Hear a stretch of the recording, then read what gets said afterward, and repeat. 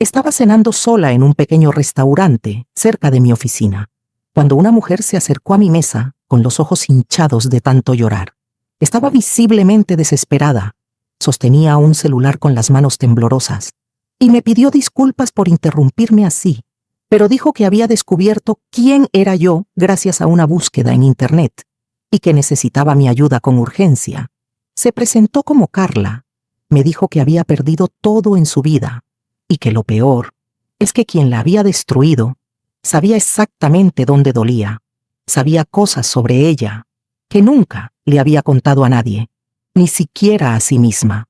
Por la forma en que hablaba, por el pánico en sus ojos, reconocí de inmediato el tipo de caso que cambiaría por completo mi rutina, ese tipo de desesperación. Yo lo conozco bien. Después de tantos años en este trabajo, es el mismo rostro que tienen las personas cuando descubren que su vida entera fue una mentira. Tal vez pienses, otra persona que se siente espiada por su celular. Todos ya tuvimos esa sensación de que el teléfono escucha lo que decimos. Pero cuando Carla me explicó lo que le había pasado en los últimos 6 meses, cuando me contó cómo una inteligencia artificial destruyó por completo su vida, usando información que ella jamás había escrito, jamás había buscado, jamás había compartido con nadie, entendí que no estaba frente a una mujer paranoica, estaba frente a alguien que había descubierto el esquema de chantaje tecnológico más sofisticado que yo haya visto jamás. Carla tenía 36 años, trabajaba como directora financiera en una empresa de cosméticos y tenía una vida que cualquiera consideraría perfecta. Apartamento propio en el mejor barrio de la ciudad, un auto nuevo y una relación estable desde hacía 4 años con Diego, un empresario exitoso. Me dijo que siempre fue extremadamente cuidadosa con la tecnología. Usaba contraseñas complejas, verificación en 2 pasos y jamás hacía clic en enlaces sospechosos. Hasta que hace 6 meses, su vida empezó a desmoronarse de una forma que jamás imaginó. Todo comenzó con un mensaje aparentemente inocente que recibió por WhatsApp. Un número desconocido le escribió: «Hola Carla, somos de TechMind, la empresa del app de productividad que usas. Necesitamos verificar algunos datos de tu cuenta. ¿Podrías llamarnos?». Carla me dijo que al principio ignoró el mensaje. Ella realmente usaba una aplicación llamada MindBoost, un organizador personal con inteligencia artificial que la ayudaba a gestionar tareas, recordatorios y hasta le daba sugerencias para mejorar su rutina. Era una app muy popular, con millones de descargas, y prometía entenderte mejor que tú misma. Pero 3 días después, llegó un segundo mensaje, y ahí todo empezó a volverse extraño. «Carla, sabemos sobre tus dudas con Diego, sobre las cosas que no te cierran en tu relación. Necesitamos hablar». Carla se quedó helada, porque de verdad, ella estaba teniendo dudas sobre Diego desde hacía semanas. Dudas que no había compartido con nadie, ni siquiera con su mejor amiga. Eran pensamientos íntimos que solo había tenido en silencio, a solas, en su cuarto. Fue entonces cuando decidió responder el mensaje, y ahí su vida se convirtió en una pesadilla. La persona del otro lado sabía detalles imposibles sobre ella.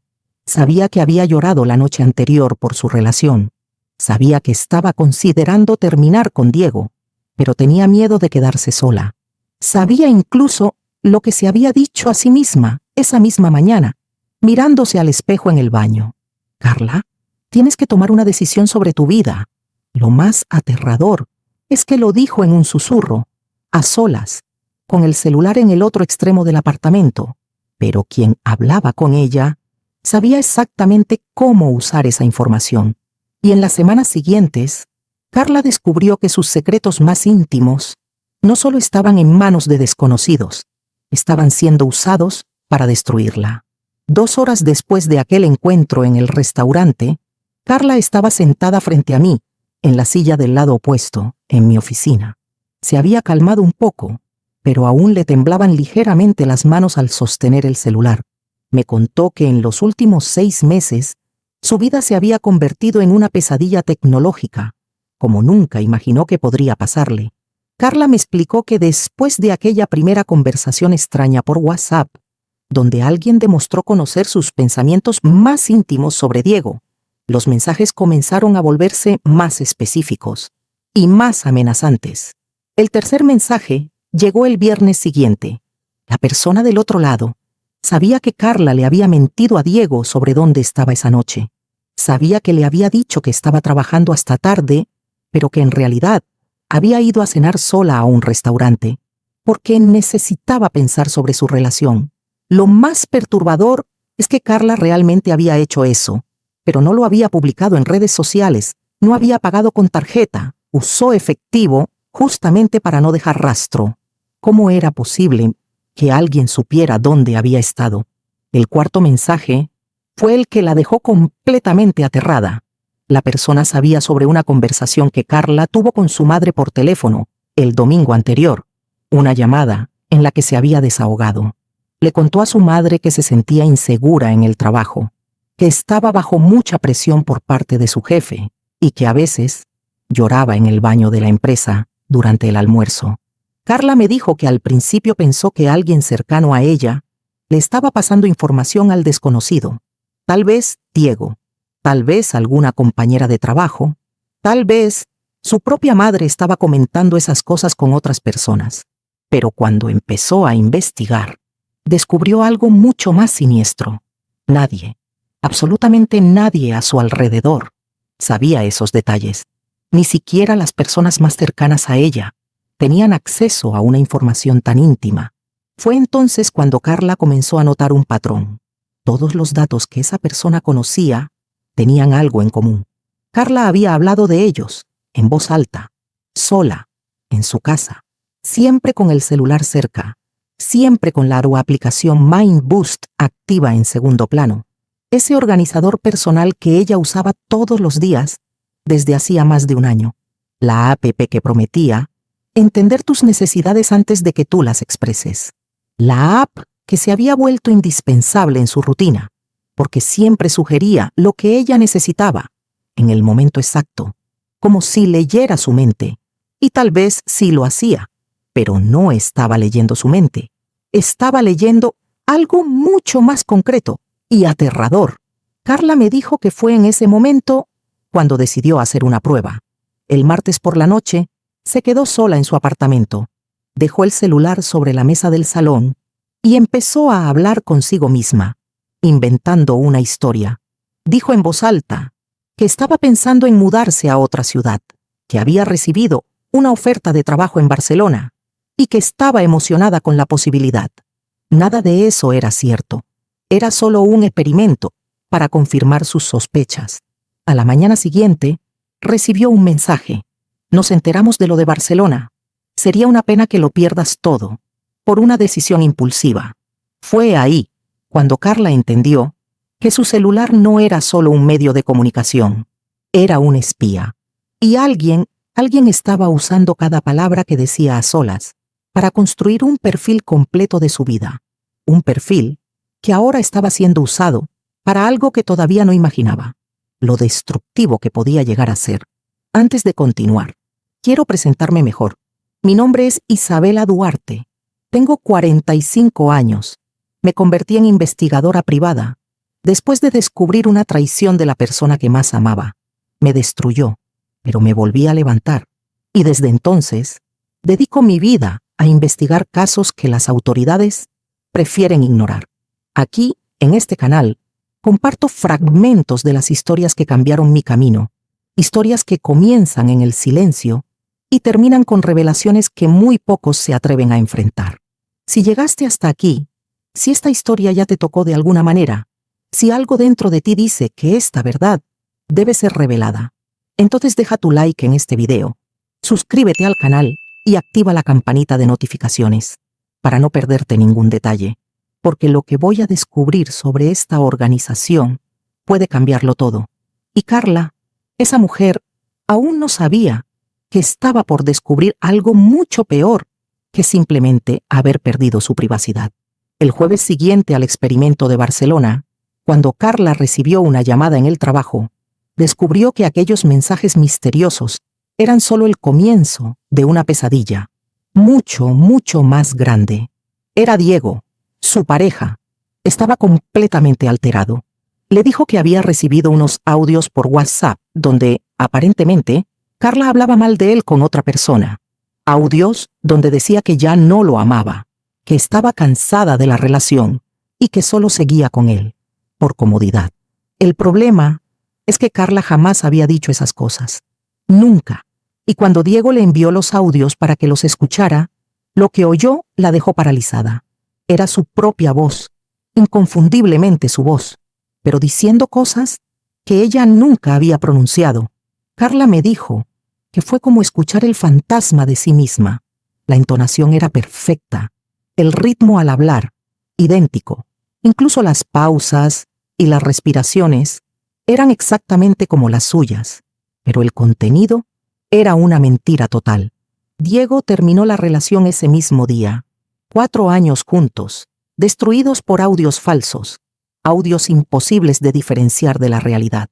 Pero eso fue apenas el comienzo de una campaña de destrucción, planeada con una precisión meticulosa. El lunes siguiente, Carla fue llamada a la oficina del director de la empresa donde trabajaba.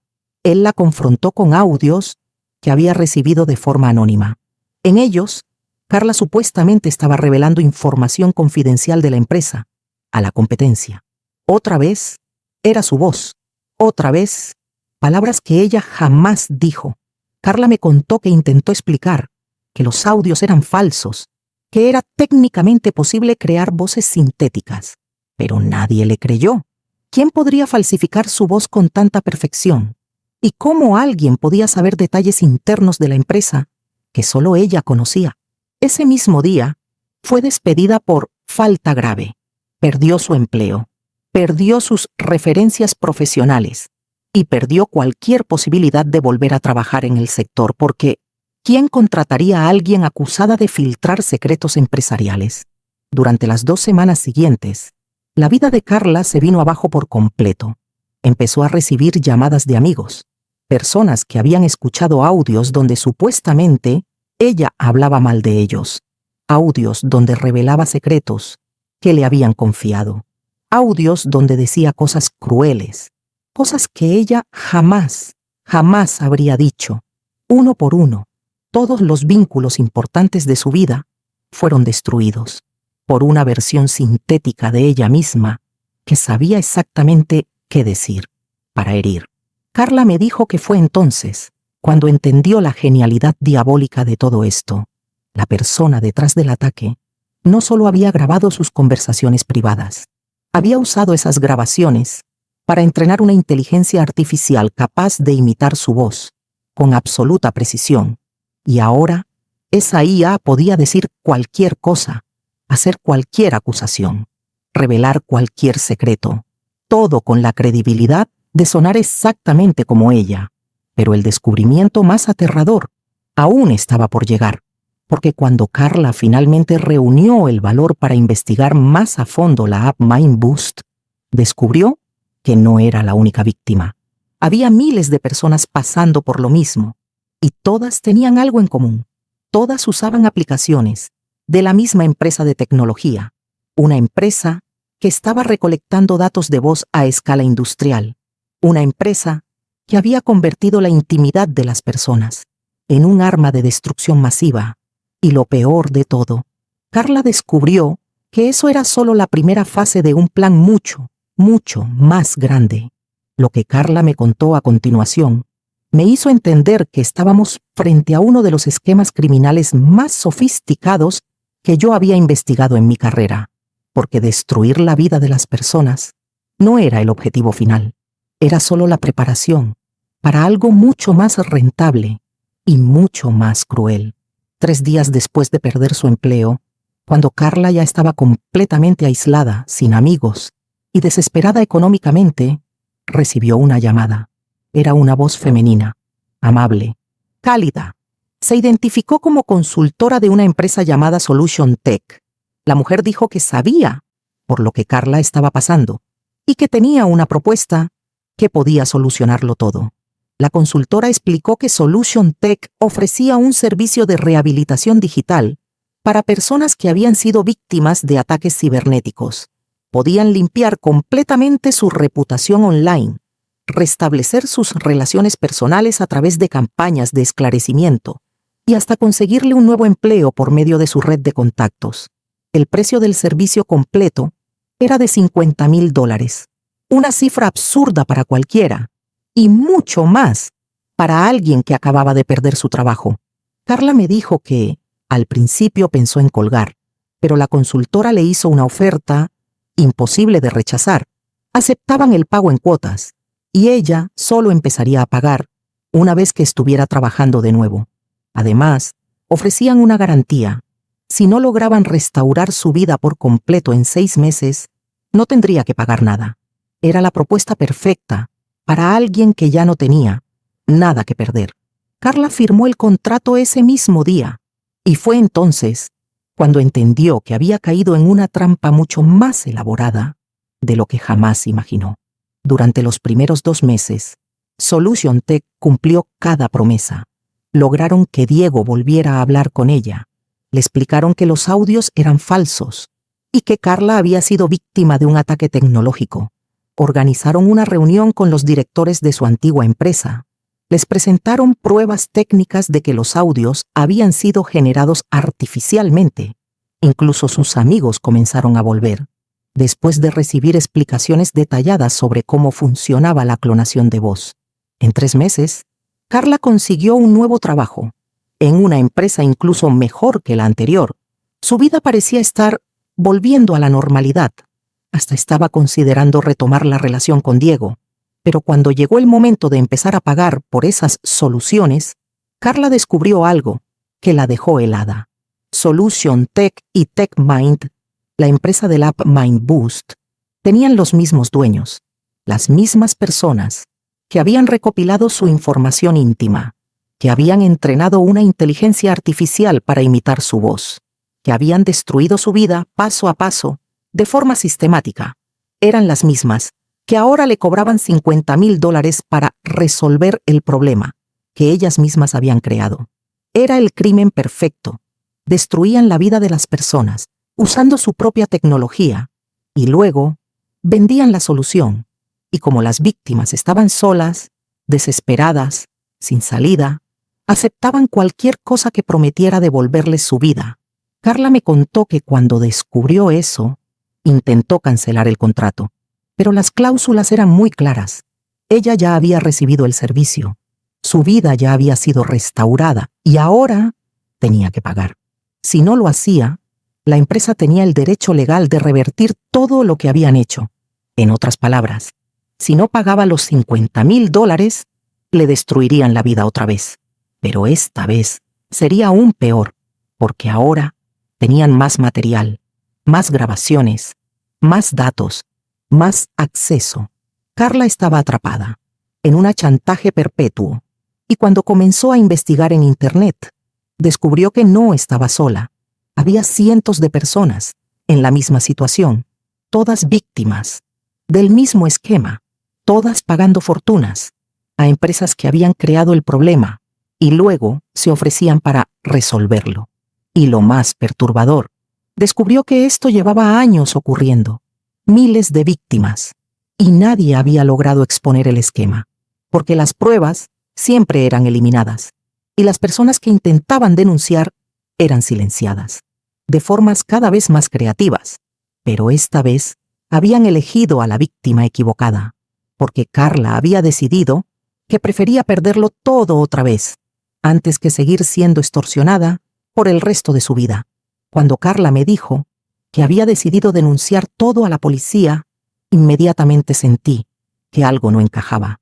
Después de casi 15 años investigando casos que las autoridades prefieren ignorar, desarrollé un instinto, un sexto sentido, para saber cuándo el sistema también forma parte del problema.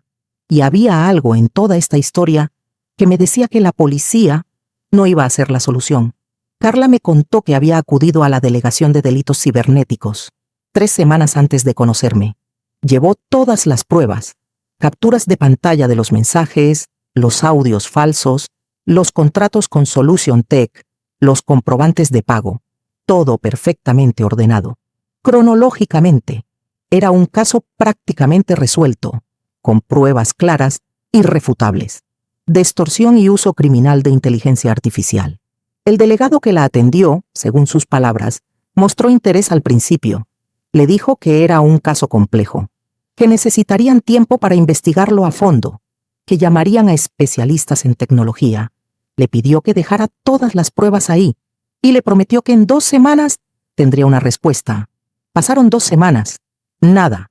Carla volvió a la delegación y el delegado dijo que el caso había sido transferido a otro sector, más especializado. 2 semanas más. El nuevo responsable le dijo que necesitaban más tiempo, porque el caso involucraba empresas internacionales. Un mes después, le dijeron que las empresas acusadas negaron todo, que Carla estaba inventando, y que necesitarían más evidencias para poder continuar. Carla me dijo que fue entonces cuando entendió que la estaban haciendo perder el tiempo a propósito. Cada vez que volvía a la comisaría, había un nuevo obstáculo, una nueva excusa, una exigencia imposible de cumplir. Era como si alguien estuviera trabajando activamente para que su denuncia nunca llegara a ningún lado. Fue entonces cuando decidió investigar por su cuenta y descubrió algo que lo explicaba todo. Carla logró contactar con otras víctimas a través de foros en línea y todas contaban la misma historia. Denuncias archivadas, investigaciones que no avanzaban, delegados que perdían las pruebas o pedían documentos imposibles de conseguir. Era un patrón, un sistema, un bloqueo sistemático de la verdad. Pero una de las víctimas, una mujer llamada Patricia, que había perdido más de $80,000, había contratado a un investigador privado, y él consiguió una información que lo cambió todo. Descubrió hacia dónde iba parte del dinero extorsionado a las víctimas. El 15% de todo lo que recaudaba Solution Tech era transferido mensualmente a cuentas offshore, vinculadas a una empresa de consultoría. ¿Y a quién asesoraba esa consultora? A delegados y policías de la unidad especializada en delitos cibernéticos. Les ofrecían entrenamientos avanzados, equipamiento especializado y consultorías técnicas que en la práctica eran sobornos disfrazados. Los mismos policías que debían investigar los crímenes estaban siendo pagados por los criminales para no hacerlo. Era un sistema de protección perfecto. Las víctimas acudían a las autoridades. Las autoridades fingían investigar y al final nunca pasaba nada, porque los investigadores ya estaban en la nómina de quienes debían perseguir. Carla me dijo que fue entonces cuando comprendió por qué el esquema había funcionado durante tanto tiempo. No solo por su sofisticación tecnológica, sino porque habían comprado la protección del sistema que debería detenerlos. Y lo más perturbador, descubrió que cuanto más insistía una víctima en denunciar, más se convertía en un objetivo, porque los criminales eran avisados sobre quién intentaba exponerlos, y esas personas empezaban a sufrir represalias aún más severas. Carla me contó que, después de descubrir eso, recibió una llamada anónima. La persona al otro lado de la línea sabía que ella estaba investigando, sabía que había hablado con otras víctimas, sabía que había descubierto las conexiones con la policía, y le dejó algo muy claro. Si seguía causando problemas, las consecuencias serían mucho peores que perder dinero. La voz dijo: algunas personas que insistieron demasiado en exponer nuestra operación descubrieron que hay cosas peores que perder la reputación o el trabajo, mucho peores. Fue entonces cuando Carla entendió que no estaba enfrentando solamente a criminales tecnológicos, estaba enfrentando a una organización con tentáculos en todos los niveles del sistema. Una organización dispuesta a llegar mucho más lejos que el chantaje financiero para proteger sus intereses.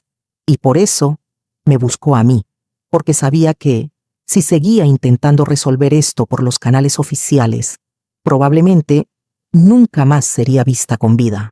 Lo que Carla no sabía es que yo ya había empezado a descubrir que otras víctimas realmente habían desaparecido, y no todas por voluntad propia. En los 3 días siguientes a mi encuentro con Carla, me sumergí en una investigación que me hizo cuestionar hasta dónde puede llegar una organización criminal para proteger sus ganancias. Porque lo que descubrí sobre el destino de otras víctimas que intentaron exponer el esquema fue más allá de cualquier límite ético que yo creía que existía. Empecé investigando en los mismos foros en línea donde Carla había encontrado a otras víctimas. Creé un perfil falso y pasé horas leyendo testimonios, personas que habían pasado por lo mismo, vidas destruidas por inteligencia artificial, chantajes financieros y policías que no investigaban nada. Pero hubo algo que me inquietó profundamente, un patrón, un detalle que empezaba a repetirse demasiado. Muchas de las personas que eran más activas en los foros, las que compartían más información, las que intentaban organizar denuncias colectivas, simplemente desaparecían. Sus perfiles quedaban inactivos, de un momento a otro, como si hubieran decidido, de la nada, dejar de luchar. Al principio pensé que era agotamiento.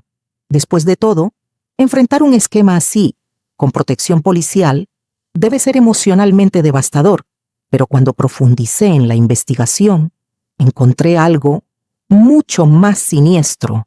Pude rastrear la identidad real de algunas de esas personas, gracias a la información que habían compartido en los foros. Y ahí encontré el primer caso. Miguel Herrera, 32 años, contador.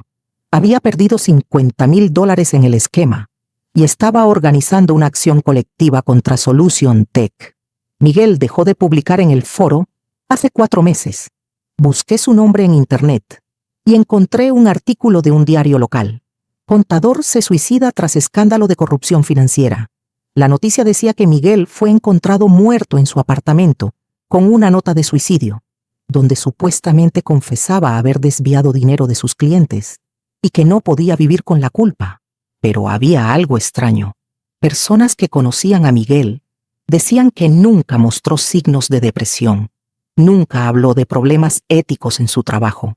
Y algo más. Esa misma semana fueron filtrados audios en redes sociales donde Miguel, supuestamente, confesaba haber robado dinero de decenas de clientes. Audios que sonaban exactamente como su voz, pero con confesiones de crímenes que nadie podía comprobar que realmente ocurrieron. Encontré un segundo caso. Ana Sofía Morales, 28 años, enfermera. Ella había descubierto las conexiones entre Solution Tech y la policía corrupta. Ana dejó de publicar en el foro hace 2 meses. Busqué su nombre y encontré algo aún más perturbador. Enfermera se suicida tras filtración de videos íntimos. La nota decía que Ana se quitó la vida después de que videos comprometedores fueron compartidos en grupos de WhatsApp del hospital donde trabajaba. Pero logré acceder a esos videos a través de contactos que tengo en el área de investigación digital. Y lo que vi fue aterrador. Los videos eran falsos, imágenes generadas por inteligencia artificial que ponían el rostro de Ana en situaciones que jamás vivió, tecnología tan avanzada que era prácticamente imposible distinguir de la realidad. Ana fue expuesta públicamente con material falso. Perdió su trabajo, sus amigos, su familia se alejó y en lo más profundo del desespero, realmente se quitó la vida. Encontré un tercer caso, y un cuarto, y un quinto, en todos el mismo patrón. Víctimas que intentaban exponer el esquema, personas que organizaban resistencia, que descubrían información clave y de repente eran expuestas con material falso, perdían todo y se suicidaban. Pero, ¿realmente eran suicidios? Cuando analicé las fechas, descubrí algo que me heló la sangre. Todas esas muertes ocurrieron exactamente una semana después de que las víctimas recibieran una llamada anónima. La misma que Carla había recibido, la que advertía sobre consecuencias peores que perder el trabajo. La organización había encontrado el arma perfecta. Usaban su propia tecnología para crear material falso sobre personas reales. Lo filtraban públicamente, destruían sus vidas y las empujaban al suicidio. A través de la humillación y del colapso psicológico. Era asesinato. Asesinato disfrazado de suicidio. Un crimen cometido con tecnología, presión social y manipulación emocional sistemática. Y lo peor, Descubrí que no lo hacían solo con quienes intentaban denunciarlos, también lo hacían con quienes no podían pagar la extorsión. Era su forma de dar el ejemplo, de mostrarles a las otras víctimas lo que pasaba con quienes no cooperaban. Fue entonces cuando entendí la dimensión real de lo que estábamos enfrentando. No era solo un esquema de chantaje financiero, era una operación de control social, basada en el terror tecnológico. Habían convertido la inteligencia artificial en un arma de destrucción masiva, una máquina capaz de arruinar vidas, separar familias y empujar a personas inocentes a la muerte. Y Carla, sentada ahí en mi oficina, no sabía que probablemente ya estaba en la lista de los próximos objetivos. Después de descubrir el verdadero alcance de esa organización criminal, supe que estaba enfrentando algo muy por encima de cualquier caso que hubiera investigado antes. No eran simples delincuentes cibernéticos. Era una red de personas poderosas, con recursos prácticamente ilimitados, y que habían construido un sistema de protección y represalia casi impenetrable. En los días siguientes, intenté identificar quiénes estaban realmente detrás de TechMine y Solution Tech, pero cada pista que seguía me llevaba a más capas, más empresas fantasma, más cuentas offshore, más identidades falsas. Era como intentar resolver un laberinto donde cada pasillo conducía a otro pasillo, y así, infinitamente. Las empresas estaban registradas en paraísos fiscales. Los accionistas eran otras empresas registradas en otros países, que a su vez pertenecían a fondos de inversión controlados por personas que no existían oficialmente. Era una estructura diseñada por mentes brillantes, diseñada para ser imposible de rastrear. Pero lo que más me impresionó fue descubrir el nivel de infiltración que tenían en el sistema. No era solo la policía de delitos cibernéticos. Tenían contactos en organismos reguladores de tecnología, en tribunales especializados en crímenes digitales, en empresas de auditoría que certificaban la seguridad de aplicaciones. Cuando una víctima intentaba demandar, los abogados especializados misteriosamente rechazaban el caso. Decían que había conflicto de intereses. Cuando alguien intentaba denunciarlo públicamente, las notas periodísticas eran eliminadas por órdenes judiciales basadas en supuestas difamaciones. Cuando las víctimas intentaban organizarse en redes sociales, sus perfiles eran suspendidos por violar las directrices de la comunidad. Era como si hubieran construido una burbuja de protección alrededor de sus operaciones, donde cualquier intento de exponerlos era neutralizado antes de que pudiera crecer. Pero lo que realmente me hizo comprender la dimensión del poder que estábamos enfrentando fue cuando intenté investigar quiénes eran los verdaderos dueños de las empresas. A través de contactos que tengo en el medio periodístico, conseguí una información que me dejó completamente sin palabras. Uno de los principales accionistas ocultos de TechMine era exdirector de una agencia de inteligencia. Otro era hijo de un senador que presidía la Comisión de Tecnología en el Congreso. Un tercero era socio de una de las mayores empresas de tecnología del país, empresa que desarrollaba sistemas de seguridad para el propio gobierno.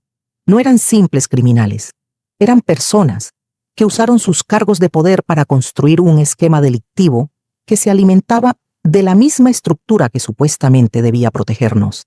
Habían transformado el sistema en su herramienta personal.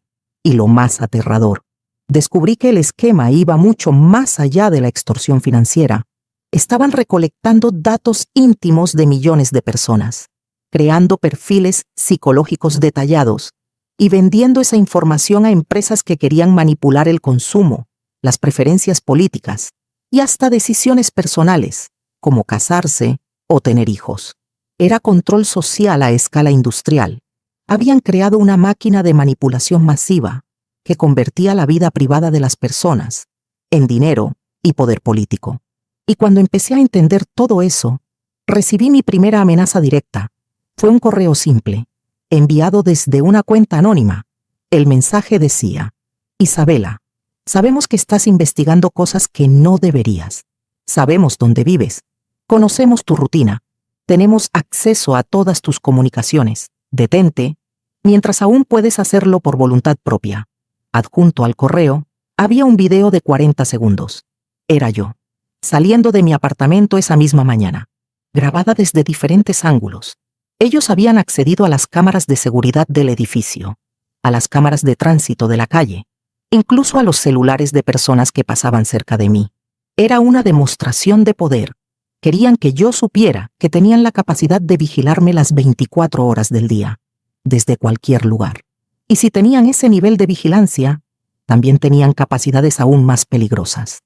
Esa noche, sentada sola en mi apartamento, mirando cada dispositivo electrónico a mi alrededor como si fuera un espía enemigo, entendí que había llegado a un punto donde tenía que tomar una decisión: o me retiraba y fingía que nada había pasado, dejando a Carla y a cientos de víctimas a merced de estos monstruos, o seguía adelante, sabiendo que probablemente estaba firmando mi propia sentencia de muerte.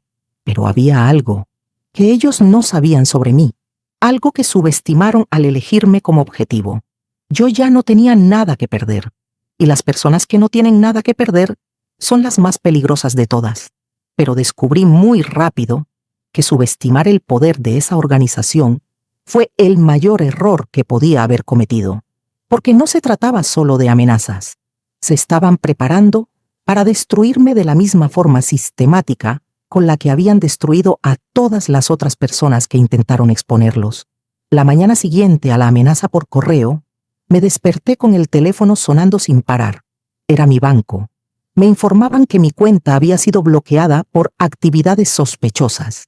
Cuando llamé para aclarar, me dijeron que había transacciones no autorizadas hacia cuentas offshore y que estaba siendo investigada por lavado de dinero. 2 horas después, recibí una llamada de mi contador. Estaba nervioso. Dijo que la agencia tributaria había aparecido en su oficina con una orden de allanamiento. Buscaban documentos relacionados con mi declaración de impuestos. Al parecer también estaba siendo investigada por evasión fiscal. Al final de la tarde, mi asistente me llamó llorando. Había sido despedida del trabajo que tenía a medio tiempo. La empresa donde trabajaba había recibido un dossier anónimo demostrando que ella filtraba información confidencial a la competencia. Estaban destruyendo su vida, simplemente por trabajar conmigo. Era la misma estrategia que usaban con todas las víctimas: atacar en todas las direcciones al mismo tiempo, crear tanto caos que la persona no puede defenderse de nada, porque está demasiado ocupada intentando defenderse de todo. Pero lo peor aún estaba por venir. El viernes de esa misma semana, encontré un sobre debajo de la puerta de mi apartamento. Dentro había impresiones de llamadas telefónicas que yo había tenido con clientes en los últimos meses, conversaciones privadas, donde hablaba detalles íntimos de los casos que estaba investigando, información que debía ser absolutamente confidencial. El mensaje que acompañaba las impresiones era breve: Isabela, violaste el secreto profesional de decenas de clientes. Estas conversaciones serán enviadas al Consejo de Ética de tu profesión el lunes por la mañana, a menos que dejes inmediatamente de investigar nuestros negocios. Ellos habían grabado todas mis llamadas profesionales. Tenían suficiente material para quitarme mi licencia, destruir mi credibilidad y hasta procesarme penalmente por violación de confidencialidad. Pero el golpe final llegó el domingo por la noche. Recibí una llamada de Carla. Estaba completamente desesperada. Durante el fin de semana, habían sido filtrados en redes sociales audios donde supuestamente ella hablaba detalles íntimos sobre otros de mis clientes. Audios donde revelaba información que solo podía haber obtenido a través de mí.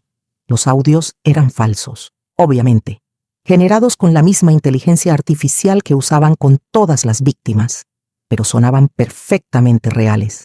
Y ya estaban circulando en grupos de WhatsApp por toda la ciudad. Carla me dijo que estaba recibiendo llamadas furiosas de personas que se reconocieron en los audios, gente que pensaba que ella había accedido a esos secretos a través de mí, y que ahora los estaba exponiendo públicamente. En menos de una semana, habían logrado convertirme en una investigadora sin dinero, sin credibilidad profesional, bajo investigación criminal, y con mis propios clientes volviéndose en mi contra. Era una campaña de destrucción tan eficiente que ni siquiera podía reaccionar a una acusación antes de ser alcanzada por la siguiente. Habían estudiado exactamente cómo destruir a una persona de forma sistemática y estaban aplicando ese conocimiento con precisión quirúrgica. El lunes por la mañana, sentada en mi oficina, mirando las cuentas que no podía pagar, los correos de clientes despidiéndome, las notificaciones de procesos éticos que estaba por enfrentar, entendí que había tocado fondo. Ellos lo habían logrado. En menos de una semana, habían destruido 15 años de mi carrera. Me habían convertido en una paria social. Estaba aislada, sin recursos, sin credibilidad y completamente sola, contra una máquina que había demostrado poder aplastar cualquier oposición. Fue entonces cuando recibí un mensaje por WhatsApp de un número desconocido. Isabela, ahora entiendes nuestro poder. Deja de investigar y dejaremos de destruirte. Sigue, y descubrirás que aún tenemos muchas formas de convertir tu vida en un infierno. Sentada ahí, mirando ese mensaje, con mi vida profesional en ruinas y mi seguridad personal amenazada, por primera vez en 15 años de investigaciones peligrosas, consideré seriamente rendirnos, porque tal vez sí existen enemigos demasiado poderosos incluso para alguien que ya no tiene nada que perder. Pero después de pasar 3 días en el fondo, mirando los escombros de mi carrera, algo dentro de mí se negó a aceptar la derrota. Tal vez era orgullo, tal vez terquedad, o tal vez era la imagen de Ana Sofía, de Miguel y de todas las otras víctimas que fueron empujadas a la muerte por estos criminales. No podía rendirme, no así. Fue entonces cuando entendí que mi error había sido intentar enfrentar esa organización sola. Ellos tenían recursos, poder, infiltración en todos los niveles del sistema. Pero yo también conocía personas con habilidades muy específicas que podían ayudarme a nivelar el juego. La primera llamada fue para Víctor Ramírez, un hacker que conocí hace 8 años durante una investigación por fraude corporativo. Víctor tiene ahora 35 años. Pasó los últimos 5 en prisión por haber hackeado sistemas bancarios internacionales. Pero cuando estaba activo, era considerado uno de los mejores del mundo rompiendo sistemas de seguridad. Nos encontramos en una pequeña cafetería en el centro de la ciudad. Estaba diferente, más delgado, con canas que no tenía antes de ir a la cárcel, pero sus ojos seguían teniendo la misma intensidad que recordaba. Cuando le conté sobre el esquema de TechMind, sobre la sofisticación técnica de la operación, sobre cómo lograron destruirme en una semana, Víctor se quedó en silencio durante varios minutos, y entonces me dijo algo que cambió completamente mi forma de ver el caso. Isabela, yo conozco esa tecnología. Parte del código que están usando lo desarrollé yo hace 6 años, antes de ser arrestado. Tomaron mi trabajo y lo convirtieron en un arma. Víctor me explicó que durante sus años como hacker, desarrolló algoritmos avanzados para la síntesis de voz y manipulación de audio. En ese tiempo, vendía la tecnología a empresas de seguridad que querían probar la vulnerabilidad de sus sistemas. Pero después de su arresto, ese código desapareció y aparentemente llegó a las manos equivocadas. Me dijo que si ayudar a destruir esa organización significaba corregir el daño que había causado su propia tecnología, entonces él estaba dentro. Además, 5 años en prisión le dieron mucho tiempo para desarrollar técnicas aún más sofisticadas. La segunda llamada fue para Marco Silva, ex investigador federal. Trabajó 25 años en contrainteligencia y crimen organizado. Marco tiene 58 años. Se había jubilado hace apenas un año, pero me dijo que estaba muriéndose de aburrimiento en casa y que un caso como este era exactamente lo que necesitaba para volver a sentirse vivo. Marco me contó que durante su carrera en la federal había investigado varias organizaciones criminales que operaban infiltrándose en instituciones públicas. Conocía sus tácticas, sabía identificar sus puntos débiles y, lo más importante, todavía tenía contactos limpios dentro del sistema. Contactos que podrían ser clave cuando llegara el momento de actuar. Cuando le conté sobre la corrupción en la policía cibernética, sobre las conexiones políticas, sobre cómo me habían destruido, Marco solo sonrió y dijo: Isabela, pasé 25 años combatiendo a esa clase de gente. Sí, son poderosos, pero también son arrogantes. Y los arrogantes siempre cometen errores. Pero fue Marco quien sugirió incluir a una tercera persona en el equipo, Elena Martínez, periodista investigativa. Había sido despedida de un gran periódico hace 2 años por insistir en publicar reportajes sobre corrupción política que molestaban a ciertos anunciantes importantes. Elena tenía 42 años, una red de fuentes impresionante y, sobre todo, ya no tenía nada que perder en su carrera tradicional. Cuando nos reunimos los 4 por primera vez, en una sala reservada de un restaurante discreto, sentí por primera vez en semanas que tal vez sí teníamos una oportunidad real de ganar esta guerra. Víctor explicó que podía hackear los sistemas de TechMind desde adentro, pero necesitaría acceso físico a los servidores principales. Marco dijo que podía mapear toda la estructura de protección política y policial y encontrar quién estaba limpio dentro del sistema. Elena aseguró que tenía contactos en medios internacionales que publicarían la historia completa, aunque los medios nacionales fueran silenciados. Y yo conocía a todas las víctimas, tenía los testimonios, sabía exactamente cómo funcionaba el esquema, desde el primer mensaje hasta el suicidio inducido. Juntos, teníamos las piezas necesarias para montar una operación capaz de derribar esa organización. Pero también sabíamos que dar el primer paso significaba que ya no habría vuelta atrás. Ellos harían todo lo posible para destruirnos. Marco lo resumió perfectamente. Chicos, a partir de ahora, o los derribamos, o ellos nos matan. No hay punto medio.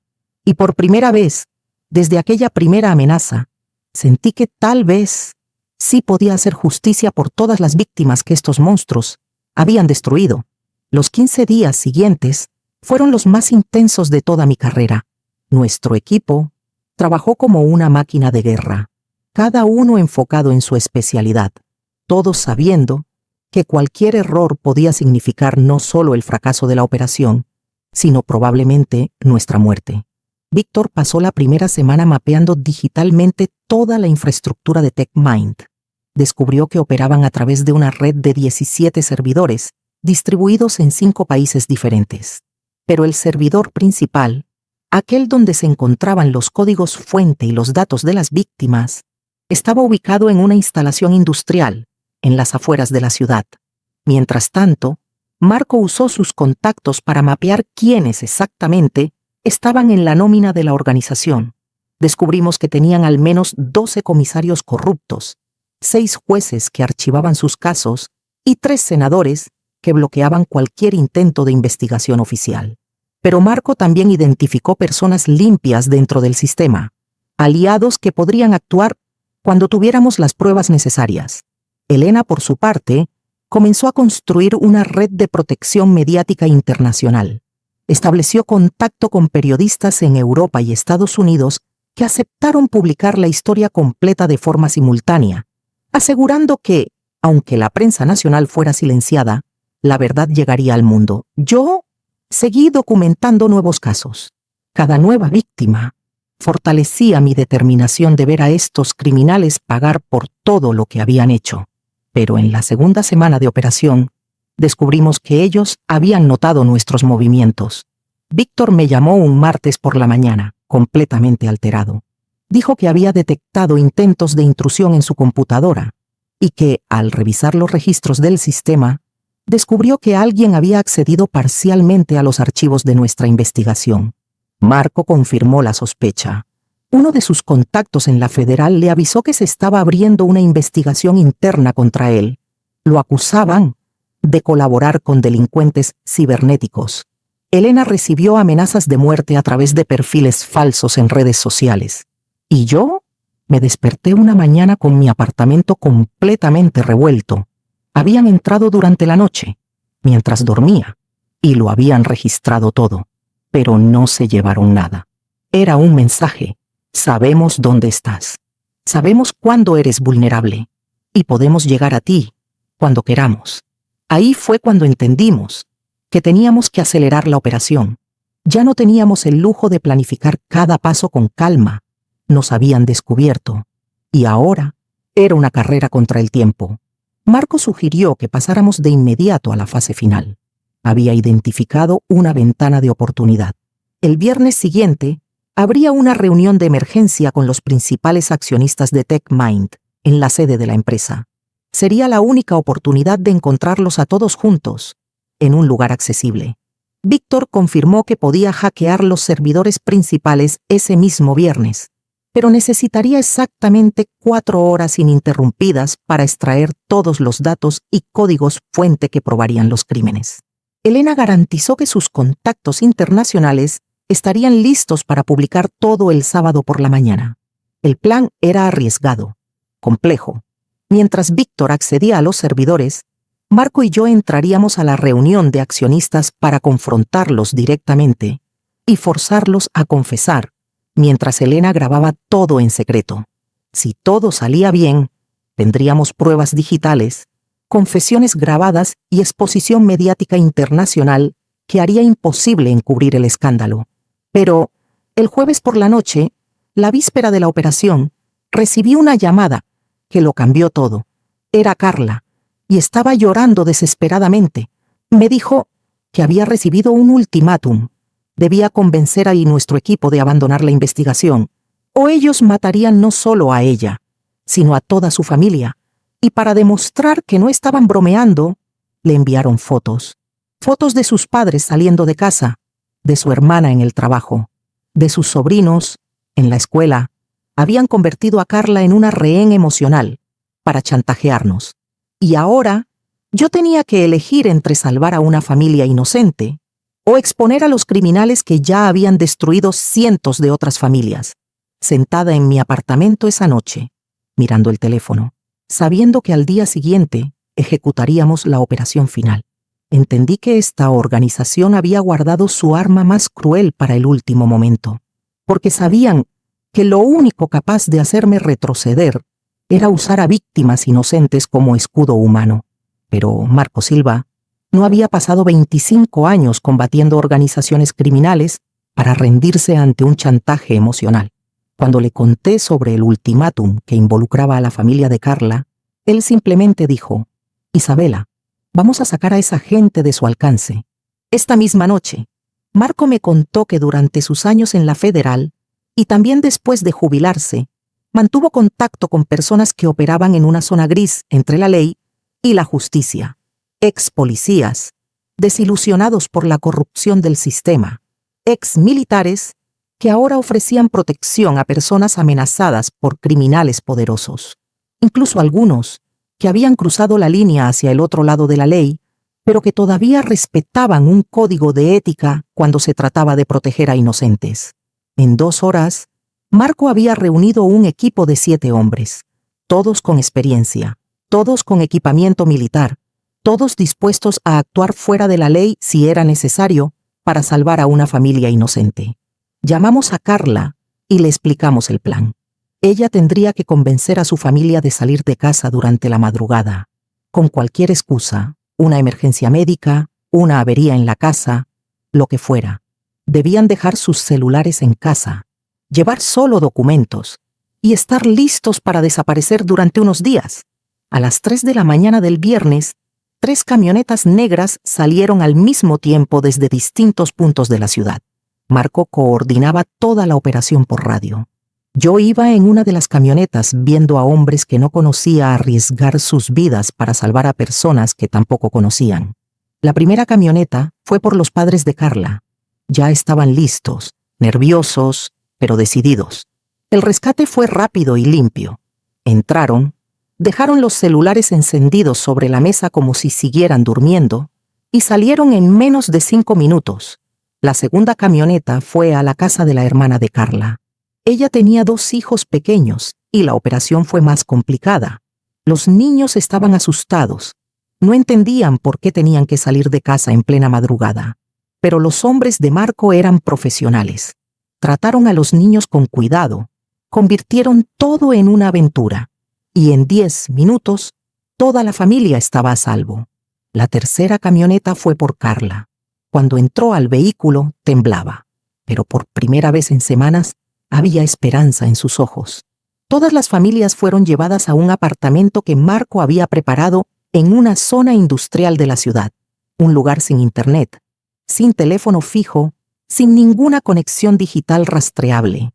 2 hombres de Marco se quedaron allí como seguridad. Los otros 5 se unieron a nosotros para la operación final. A las 6 de la mañana, cuando salía el sol, miré a mi alrededor y vi que teníamos a 9 personas armadas hasta los dientes, listas para entrar en guerra contra una de las organizaciones criminales más poderosas del país.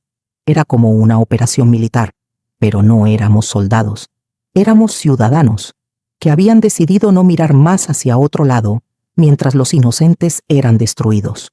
Víctor pasó toda la mañana haciendo los últimos preparativos para hackear los servidores.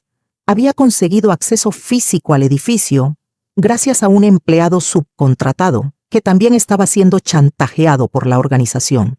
Ese hombre aceptó ayudarnos a cambio de protección.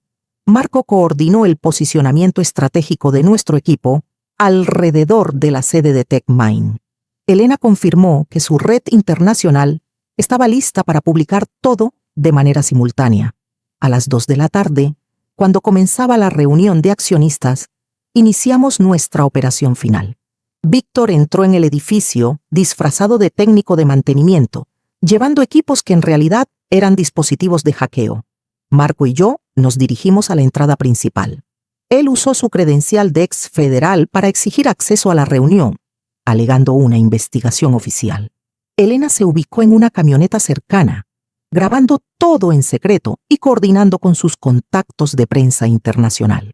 Cuando entramos a la sala de reuniones, vimos exactamente lo que esperábamos: 12 personas con trajes caros, discutiendo con total frialdad cómo expandir sus operaciones criminales a otros países.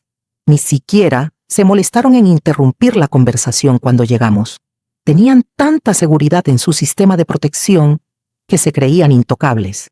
Pero fue ahí cuando descubrimos que nos habían preparado una sorpresa que casi le cuesta la vida a todo nuestro equipo, porque cuando Marco mostró su identificación y anunció que estábamos allí para arrestarlos, el hombre en la cabecera de la mesa sonrió y dijo: «Marco Silva, sabíamos que vendrías. De hecho, estábamos contando con eso». Y fue entonces cuando entendí que habíamos caído en una trampa. El hombre en la cabecera de la mesa, que después supe que se llamaba Roberto Vega, el verdadero líder de la organización, nos dijo con una calma escalofriante que ellos sabían sobre nuestra operación desde hacía una semana entera, que personas con sus recursos no tendrían dificultad alguna en rastrear los movimientos de aficionados como nosotros.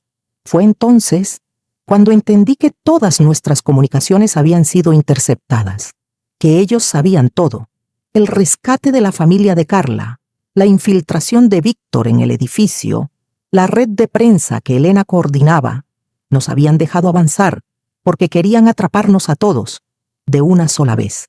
Roberto hizo una señal con la mano, y de repente la sala fue rodeada. Hombres armados entraron por todas las puertas, apuntando armas automáticas contra Marco y contra mí. Eran al menos 10, todos con equipamiento militar profesional. Nuestro equipo afuera no había sido detectado, pero nosotros 2 estábamos completamente acorralados. Pero Marco, incluso con 5 armas apuntándole a la cabeza, mantuvo la calma total. Miró directamente a Roberto y le dijo que habían cometido un error fatal, al creer que éramos solo 4 personas desesperadas tratando de exponerlos. Roberto se rió y nos llamó exactamente como aparentábamos ser: un ex investigador jubilado, una detective privada arruinada, un hacker exconvicto y una periodista desempleada. ¿Y qué amenaza podíamos representar gente como nosotros para una organización como la suya? Fue entonces cuando Marco sonrió por primera vez en el día y explicó que 15 minutos antes, cuando ellos confirmaron nuestra ubicación en esa sala, nuestro hacker no solo estaba accediendo a sus servidores, estaba transmitiendo en vivo esa reunión a 73 agentes federales limpios distribuidos por todo el país. Vi la expresión de Roberto cambiar. Por primera vez, Hubo incertidumbre en sus ojos. Marco siguió hablando. Explicó que mientras ellos discutían cómo expandir operaciones criminales a otros países, mientras hablaban tranquilamente sobre asesinatos disfrazados de suicidio, mientras planeaban a qué autoridades sobornar a continuación, todo eso estaba siendo grabado y transmitido en vivo a personas que ellos no habían logrado corromper. Fue ahí cuando entendí el verdadero plan de Marco.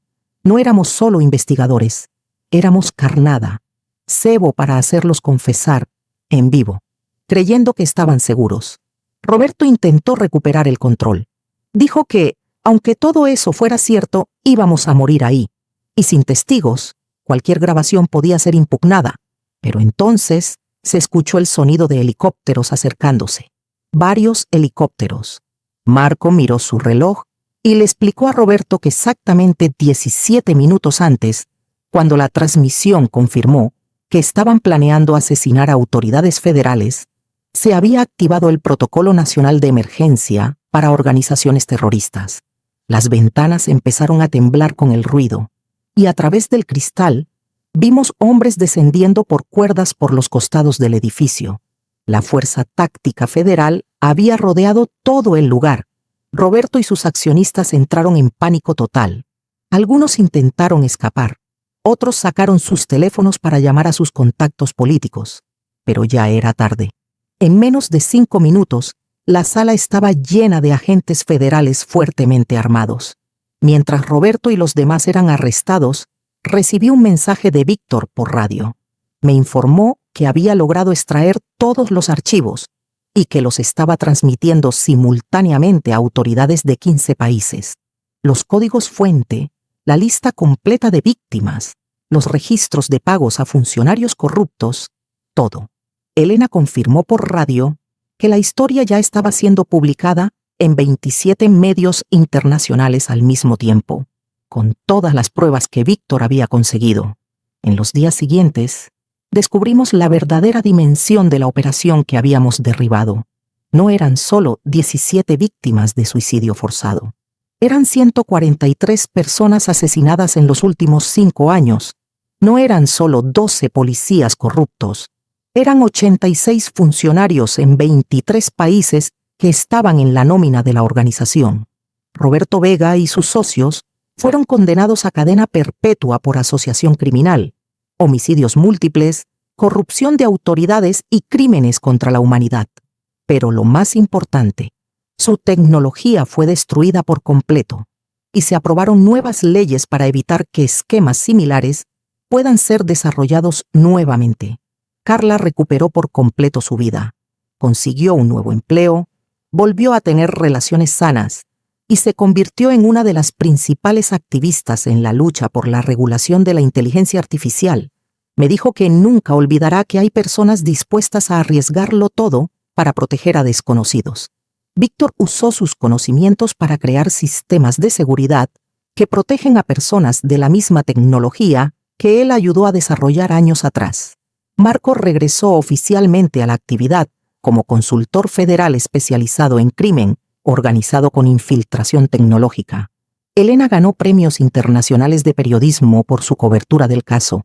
Y yo aprendí que a veces los casos más peligrosos son también los más necesarios. Porque hay personas en este mundo que creen que el poder y la tecnología les dan derecho a destruir vidas inocentes. Y mientras existan personas así, alguien tiene que estar dispuesto a enfrentarlas. Mi nombre es Isabela Duarte.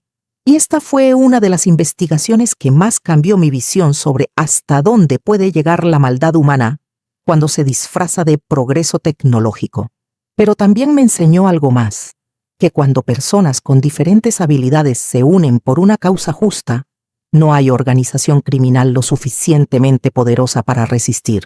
Si llegaste hasta aquí, gracias por acompañarme en este camino. Gracias por escuchar esta historia hasta el final, aunque revele horrores que preferimos creer que no existen. Sigue acompañándome aquí en el canal. Cada semana comparto fragmentos de las investigaciones que cambiaron mi historia. Historias que comienzan en el silencio y terminan con la justicia siendo hecha, porque la verdad siempre encuentra un camino, incluso cuando el mundo entero parece estar en su contra. Gracias.